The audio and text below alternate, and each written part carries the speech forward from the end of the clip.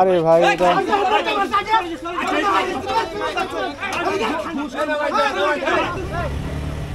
এখন যে ঘটনাটি দেখলেন এটির সূত্রপাত আসলে আমরা আজকে সকালবেলা রওনা দিয়েছিলাম কক্সবাজার থেকে।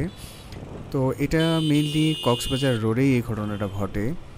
এখন এই ঘটনার পেছনের যে ব্যাপারটা আছে এটি আপনাদেরকে জানাবো। আসলে রোডে আমরা যখন চলাচল করি তখন আমাদের অবশ্যই সতর্কতার সহিত চলাচল করা উচিত। আমরা রোডে দেখি বাস ট্রাক এমনভাবে যাতায়াত করে মনে হয় যে বাইকারদের একটু প্রবলেমই হয় এই কারণে। তো বাস ট্রাক যখন এইভাবে বাজেভাবে চলাচল করে তখন অনেক সময় তারা ইন্ডিকেটর দিয়ে বা না দিয়ে হুট করে দেখা যায় যে থামায় দেয় রাস্তার মধ্যে। এই ঘটনাগুলোর সম্মুখীন কিন্তু আমরা মোটামুটি সকলে হই, কোনো না কোনো সময় হই। আসলে আমরা যখন বাইক চালাই তখন দেখা যায় যে আমাদের বাইকের গতি কিন্তু মোটামুটি ভালোই থাকে, বেশ অনেক উচ্চ গতিতে আমরা বাইক চালাই। তো কন্ট্রোল করার আগেই দেখা যায় সামনে যদি কোনো একটা বাস বা ট্রাক যদি ব্রেক করে ফেলে সেক্ষেত্রে কিন্তু একটু চলাচলের প্রবলেম হয়, তাই না? তো এখন কথা হলো যে এইরকমই একটা ঘটনা ঘটছে আর কি আমাদের সাথে। আমরা যখন বাইক নিয়ে আসতেছিলাম সামনে একটা মুরগিবাহী গাড়ি, সে এখন কি করছে হুট করে রাস্তার মধ্যে দাঁড়ায় গেছে, মানে কোনো সিগন্যাল টিগনাল দেওয়া নাই, এমনি হুট করে রাস্তার মধ্যে দাঁড়ায় গেছে। যার ফলে আমাদের 3টা বাইক ছিল একসাথে। সে 3টা বাইক, আমি একটু সামনে ছিলাম, আমার সামনে একটা ভাই ক্রস করে চলে গেছে, বাট পিছনে আমি ব্রেক করে ফেলি। কিন্তু আরও বাদ বাকি যে 3টে বাইক ছিল তারা ব্রেক করতে করতে একদম কাছাকাছি পর্যায়ে এসে একজন আনব্যালেন্সড হয়ে যায়। আনব্যালেন্স হওয়ার ফলে একজনের চাকার সাথে, একজনের পিছনের চাকার সাথে আরেকজনের সামনের চাকা, এভাবে করে যেরকম ইটগুলো সারিবদ্ধ করে রাখলে যেরকম একটা ইট ফালাই দিলে পিছনেরগুলো পড়ে যায়, এইভাবে 3জন পড়ে গেছে। তো যার ফলে আমাদের সদস্যরা যারা ছিলেন তারা অনেক রাগান্বিত হয়ে যান এবং ওখানে যান কথা বলেন। কথা বলার সময় উনি হেলমেট দিয়ে তাকে একটা আঘাত করেন আর কি, যে ট্রাকওয়ালা ছিলেন তাকে একটা হেলমেট দিয়ে আঘাত করেন। তো ফলস্বরূপ ওদের সাথে আমাদের একটা ঝামেলা ক্রিয়েট হয়ে যায়। আর ওরা যেহেতু ওই এলাকার লোকজন, ওই এলাকারই ছিল, আর ওই এলাকার আশেপাশের লোকজন দেখলাম পরিচিত ছিল ওনাদের। সো তারা যখন এসে আমাদের সবার উপরে চড়াও হয় তখন আসলে সত্য মিথ্যার যে পার্থক্য সেটি ভ্যানিশ হয়ে যায়। সবাই দেখা যায় যে ওদের পক্ষ নিয়েই কথা বলতেছে, আমাদের বিপক্ষ নিয়ে কথা বলতেছে। কারণ আমরা সংখ্যায় ছিলাম 6-7 জন, কিন্তু তারা আপনারা ভিডিওতে দেখতে পাচ্ছেন সংখ্যায় কিন্তু তারা অনেকজন ছিল। তারা এই যে রেঞ্চ নিয়ে, তারপরে স্ক্রু ড্রাইভার নিয়ে, এরকম এই যে দেখেন হাতে একটা রেঞ্চ ছিল, কিন্তু সেটা দিয়ে যদি একটা আঘাত করা হয় কাউকে, সে কি মানে সুস্থ থাকতে পারবে বলেন? তো যাই হোক, আমাদের এখানে তাদেরকে একটা চার্জ করা হয়েছে, যেটা হচ্ছে হেলমেট একটা বাড়িয়ে দেওয়া হয়েছে, যার ফলে তারা অ্যাপোলাইজড হয়েছে। প্রথম দিকে তারা অ্যাপোলাইজড হয়েছে যে ভাই এটা কেন মারলেন, হ্যান হচ্ছে তেন হচ্ছে, কিন্তু তারা নিজেরাও জানে যে কেন তাদেরকে চার্জটা করা হলো। কিন্তু প্রথম দিকে তারা চুপই ছিল, কিন্তু এলাকার লোকজন যখন চলে আসলো তখন তাদের যে হচ্ছে উগ্রতাটা, এটার পরিমাণটা অনেক বেড়ে গেল। তারপরে আস্তে আস্তে আমরা চেষ্টা করলাম ওদেরকে ছাড়াই নিতে, এলাকার লোকজনও হেল্প করলো। সর্বোপরি আমরা তাদের কাছ থেকে ছাড়া পাইলাম। আসলে যে মূল ঘটনাটা ঘটছে সেটি পুরোটাই কিন্তু আমাদের হাতের বাইরে চলে গেছে, আমাদের নিয়ন্ত্রণের বাইরে চলে গেছে। আমরা চাইলেও সেটা নিয়ন্ত্রণের মধ্যে রাখতে পারতেছিলাম না।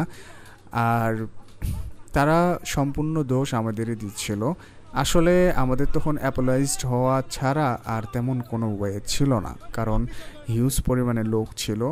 তবে হ্যাঁ, ড্রাইভার যিনি ছিলেন ওনার বিহেভিয়ার খারাপ ছিল না, কিন্তু ওনার স্টাফরা অনেক রুড বিহেভ করছেন। আর পাশাপাশি ওনার স্টাফরা যখন চড়াও হয়, এই যে রেঞ্জ নিয়ে চড়াও হয়েছে, তখন তিনি মোটামুটি আটকানোর ট্রাই করতেছিলেন, কারণ তিনি বুঝছিলেন যে বিষয়টা আসলে উভয় পক্ষেরই কিছু ভুল ছিল।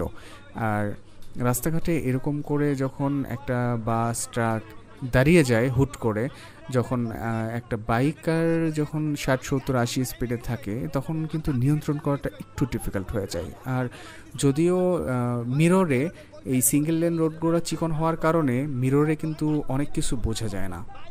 একটু দূরে থেকে যদি কোনো একটা বস্তু আসে, কোনো একটা গাড়ি আসে, তাহলে কিন্তু সেটা দূরে থেকে রিকগনাইজ করাটা একটু টাফ হয়ে যায়, যার ফলে সেই অসুবিধাটার কারণে তারা অ্যাক্সিডেন্টের সম্মুখীন হন এবং অন্যদেরকেও অ্যাক্সিডেন্টের সম্মুখীন করেন। তো যাই হোক, আমরা অবশ্যই সিঙ্গেল লেনে চালানোর ক্ষেত্রে, বিশেষ করে কক্সবাজার যে রোডটা আছে সেটাতে আমরা অবশ্যই চেষ্টা করব যেন সেফলি রাইড করা যায়, কারণ কক্সবাজারের যে সিঙ্গেল লেন রোডটা আছে এটি খুবই মারাত্মক লেভেলের ডেঞ্জারাস একটা রোড। এখানে বিভিন্ন ধরনের গাড়ি চলাচল করে, পাশাপাশি মোটরসাইকেলেদের যদি স্পিডটা একটু বেশি থাকে সেক্ষেত্রে অনেক বড় ধরনের দুর্ঘটনা ঘটার সম্ভাবনা কিন্তু রয়েই যায়।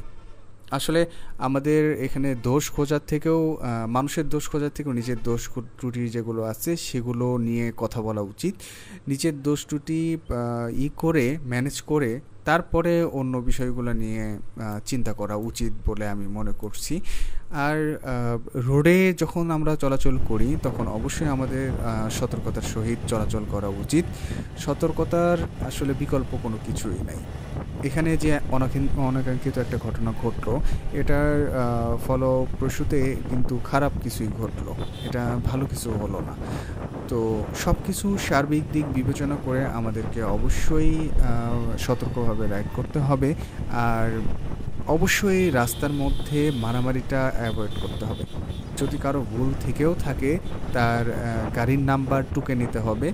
গাড়ির নাম্বার টুকে নিয়ে সেটা পরবর্তীতে মামলা হিসেবে দেওয়া যেতে পারে, বা আশেপাশে সিসিটিভি ফুটেজ কালেক্ট করে রাখতে হবে, বা এই ধরনের কাজ করতে হবে। কারণ হচ্ছে একটা গাড়ি যেখানে থামে সেখানে তার এলাকাও হতে পারে। আপনি যখন একটা বাইকার হবেন সেক্ষেত্রে যদি আপনি তাদের সাথে চড়াও হন, এলাকার লোকজনকে তারা যেটা বলবে সেটাই কিন্তু এলাকার লোকজন বিশ্বাস করবে। ইভেন আপনার এলাকার লোক যদি আপনাকে একটা মিথ্যা কথাও বলে, বাইরের লোক যাকে আপনি চিনেন না, তাদের পক্ষ নিয়ে কখনোই কিন্তু তারা কথা বলতে আসবে না। সো নিজের সেফটি বিবেচনা করে আমাদের অবশ্যই উচিত ঝগড়া মারামারি এসব রোডে পরিহার করা। আইনি কোনো ব্যবস্থা নেওয়ার থাকলে সেক্ষেত্রে ট্রিপল লাইন আছে, তারপরে ছবি তুলতে পারেন। এই রিলেটেড কাজগুলো করে পরবর্তীতে তাদের বিরুদ্ধে আইনি স্টেপ নেওয়া যেতে পারে।